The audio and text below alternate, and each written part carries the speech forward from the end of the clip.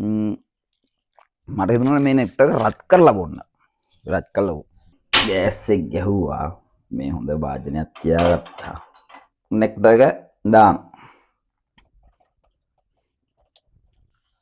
මේක බීලා මැරෙයිද මොනවද ඉතල්ලා බීලා බලපුවා. රත් කළා නෙට් බීලා නෑනේ ඔයගොල්ලෝ. ඒකේ නෙට් එකේ තියෙන විස ආරාමය ඒවා මේකේ ඉදන්නේ නෑ. ගුණ වෙද්දන්නේ නෑ. රත් කළා දැන් හොඳ රත් තීගෙන මොනේ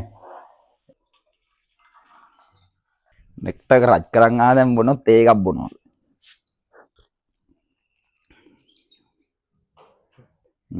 උණකුත් වැඩි නෙට් රහක් නම් එන්නේ නෑ. නිකන් උණු වතුර බොනෝ ඒ බොන සීන් එකකුත් තියෙනවා හැබැයි හොඳේ පොඩි ලයින් එකකුත් තියෙනවා බීලා බලන්න ඕගොල්ලෝ. ඒ තේ එක රහ ඉන්න හකුරු කෑල්ලක් තියුණා නම් කිතුල් හකුරු කෑල්ල සුප්ප තමයි. නෙට් රහක් නම් එන්නේ නැහැ හොඳේ උණු කරාම. තේ බොන්න රහක් නැහැ.